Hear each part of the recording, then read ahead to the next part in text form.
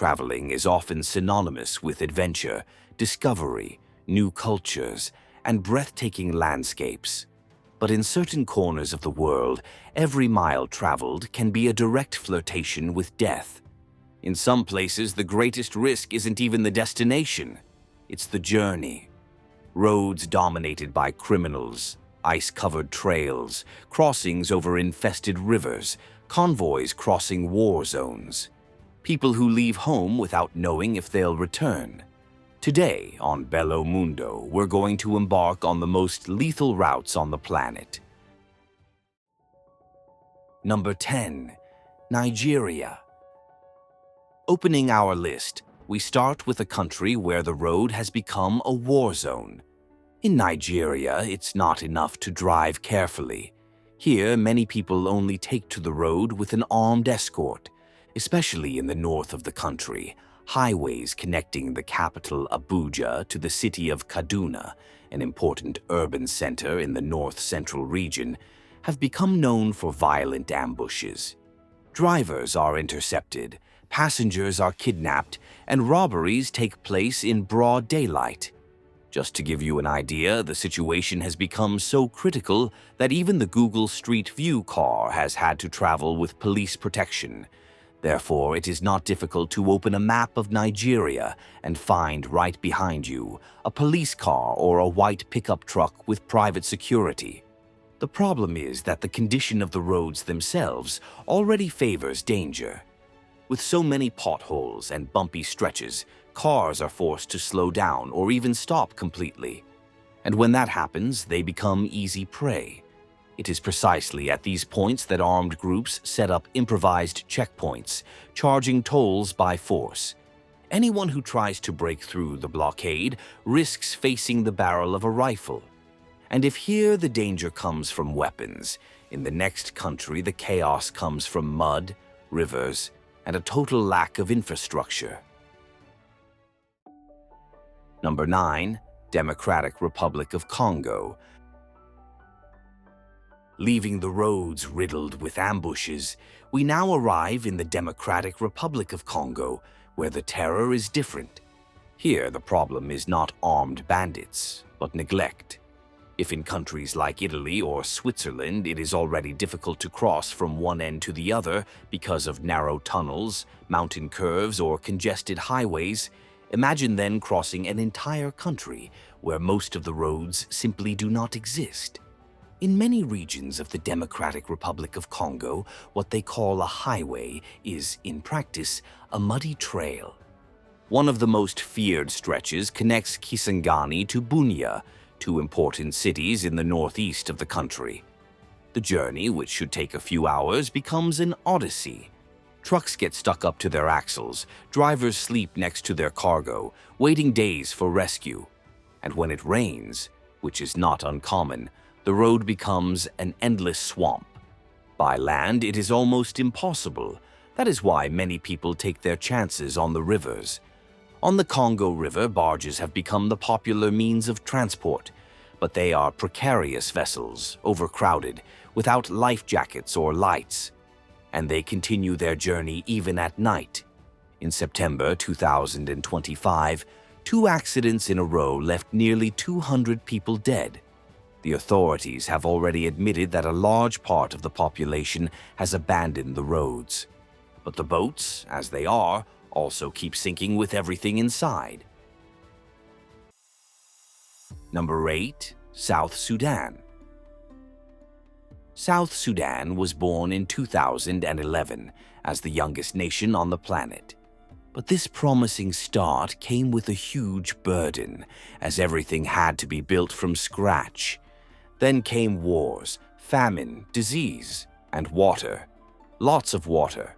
For 3 years in a row, the White Nile River and its tributaries have been overflowing non-stop, turning entire provinces into swamps. Cities like Panyagor, which were once bustling, have been swallowed by water. What remains are makeshift islands surrounded by fragile dikes, and residents can only pray that they hold firm. With the roads submerged, the only way to continue the journey is by boat. Then another struggle begins. Journeys of 186 miles, which used to take a few hours, can now take 2 days.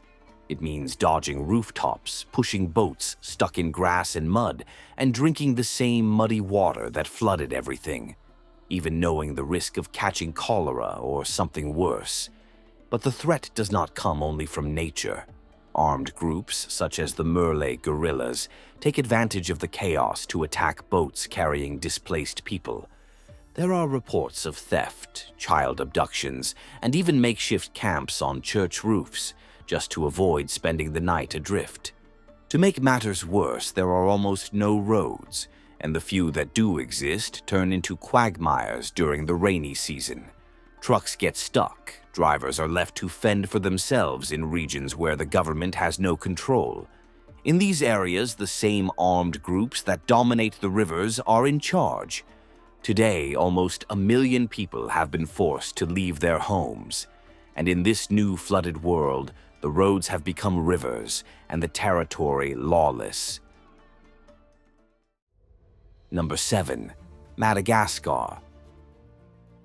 In 7th place on our list, we now arrive in Madagascar, the largest island in Africa, known for its biodiversity, and of course for the movie too.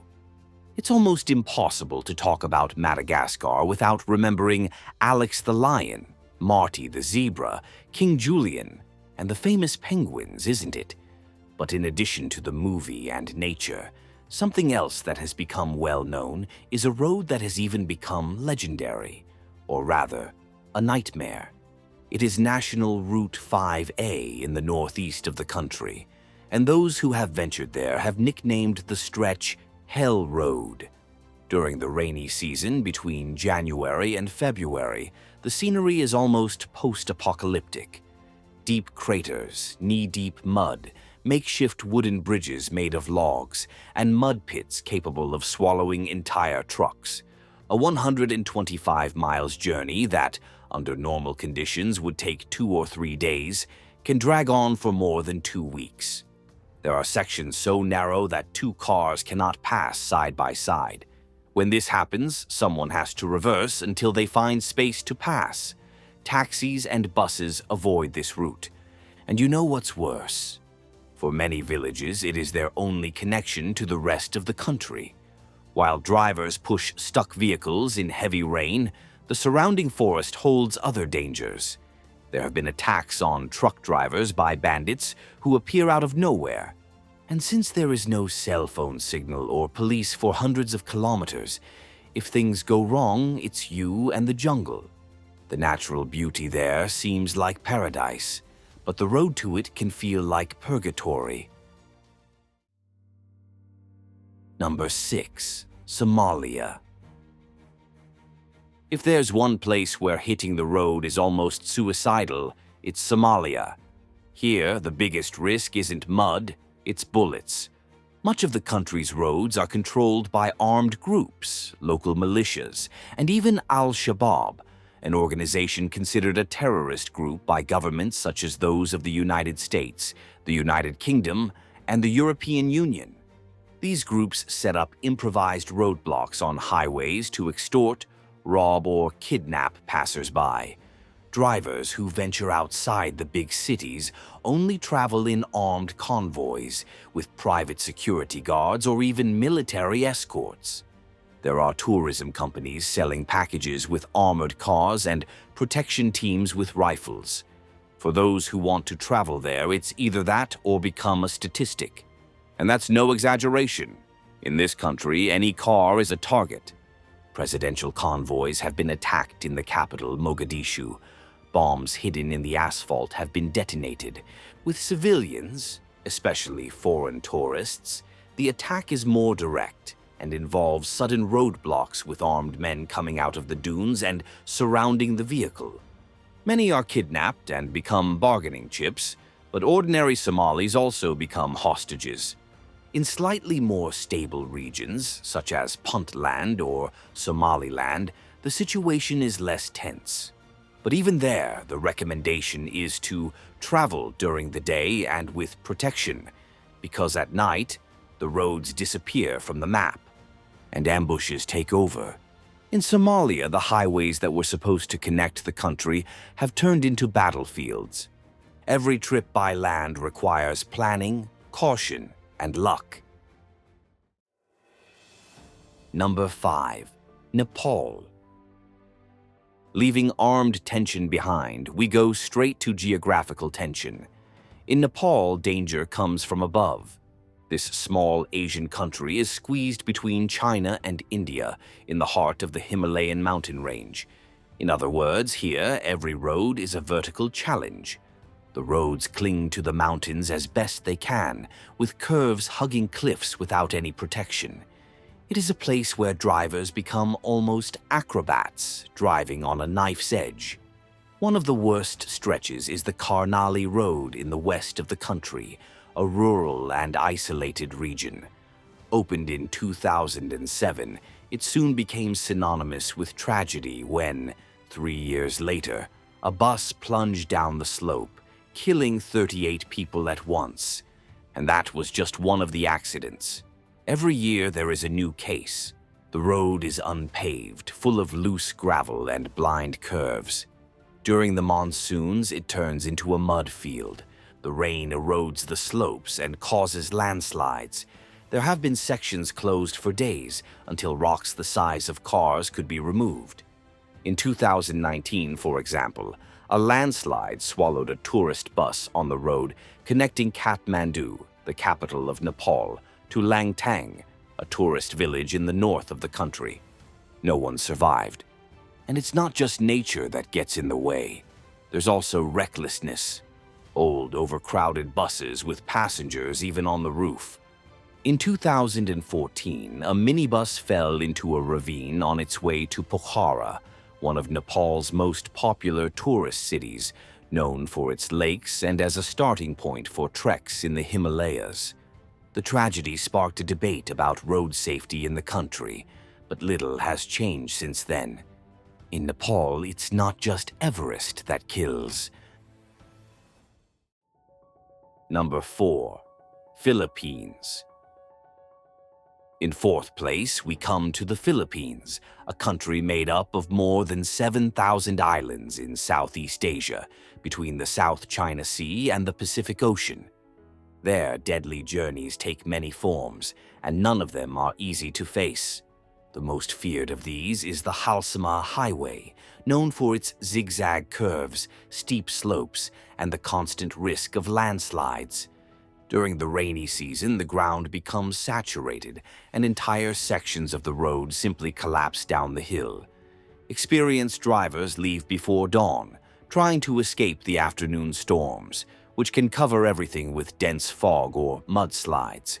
Every year, lives are lost on these mountainous routes. As if that weren't enough, the infrastructure doesn't always help. There are no guardrails, signage is minimal, and many sections are not even paved. At night, driving on these roads means crossing total darkness, hoping not to encounter fallen trees or huge rocks in the way. But the danger is not only in the mountains. On the coast, sea crossings between islands are part of everyday life, and also part of the nightmare. The problem is that many travel without life jackets and in precarious boats, subject to frequent tropical storms. The biggest disaster occurred in 1987, when the MV Doña Paz collided with an oil tanker and sank, leaving more than 4,000 dead. The worst civilian shipwreck in modern history. Even with more oversight today, accidents still occur, especially on smaller routes. When the weather changes suddenly, something common in this region of the Pacific, the waves become mountains, and the small wooden boats don't stand a chance. Thus, in the Philippines, the journey between one point and another can be more dangerous than the final destination. Number 3. Bolivia. Taking the bronze medal for the most feared routes on the planet, we have a name that needs no introduction: the Death Road in Bolivia. Officially called Camino a los Yungas, this route connects La Paz to the Yungas region and has become known as the most dangerous road in the world. Just over 3 meters wide, the road was carved out of the side of the steep mountains of the Andes. On one side, a rocky wall. On the other, cliffs up to 1,900 feet. No guardrails, no margin for error. For decades, buses and trucks had to pass each other there, sometimes reversing at the edge of the abyss. There are even reports that many drivers would flip a coin to decide who would back up. Visibility is often low due to fog and constant rain, which turns the dirt road into slippery mud. When it rains heavily, sudden waterfalls appear, crashing down from the rocks directly onto vehicles. Or worse, washing away what remains of the road. At its peak, the road recorded up to 300 deaths per year. Today, a paved highway has taken over the main traffic, but the death road still exists, now as a trail for cyclists seeking adrenaline without realizing that the danger remains. It is not uncommon to find reports of cyclists falling into ditches after miscalculated turns. The route starts at an altitude of over 15,000 feet and descends almost 10,000 feet towards the rainforest. Along the way, the climate changes from Andean cold to humid heat, with different risks at every turn. It is a real test of nerves, where the enemy is both nature and overconfidence. In Bolivia, traveling can literally be a matter of life and death. Number 2. Haiti. Continuing our journey, we now land in Haiti. And here, the problem is neither geographical nor climatic. It is human.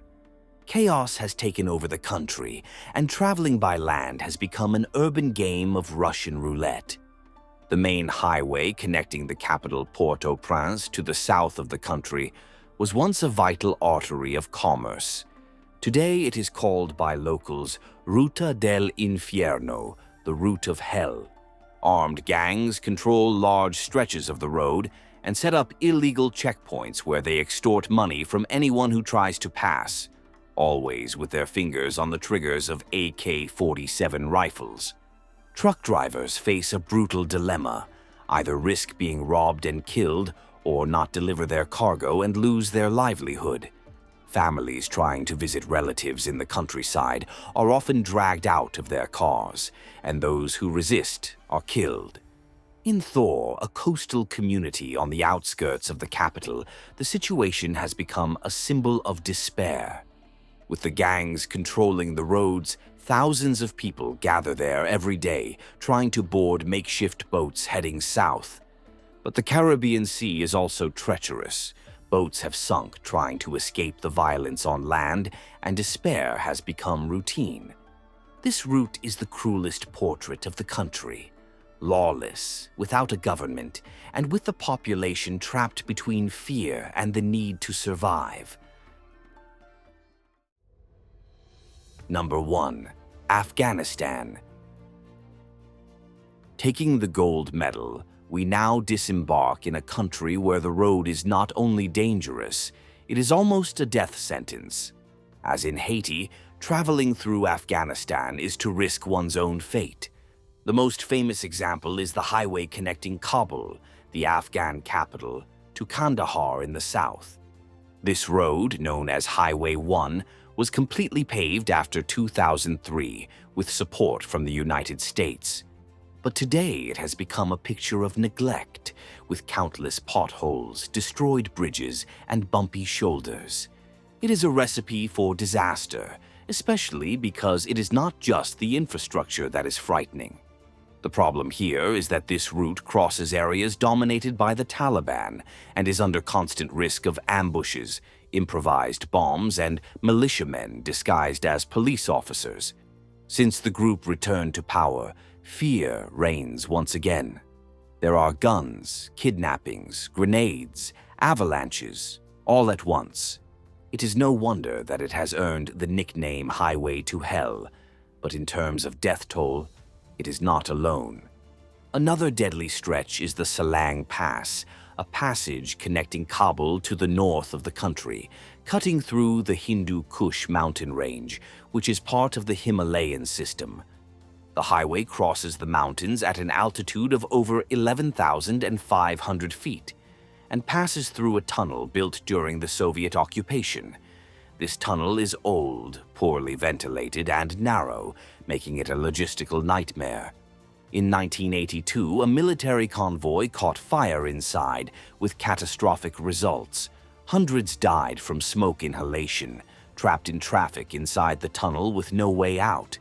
And to this day, it remains in use, without any major improvements. Today, the dangers remain. Sudden snowstorms close the road in winter, rock barriers collapse in summer, and drivers have to squeeze through narrow curves where two cars can barely fit, side by side. But do you think that's all? Of course not. In the east, another scary road is the Kabul-Jalalabad Highway. It descends through a narrow gorge along the Kabul River, full of blind curves and heavy trucks. One mistake and the vehicle flies into the ravine. In other words, Afghanistan delivers every possible danger along a stretch of almost 311 miles. Asphalt, mud, ice, rifles, militia. Here, every bridge crossed without an explosion is almost a miracle, which is why it competes with our first-place winner, Bolivia. And so, we end this journey through the loneliest countries in the world. Did you imagine that these places would be in the ranking? Do you know anyone who lives in one of them or has even lived there and can tell us what that experience is like? Share it with us in the comments. And of course, if you enjoyed this video, leave a like, subscribe to Bello Mundo, and activate the bell so you don't miss the next videos. Thank you very much for watching. See you next time.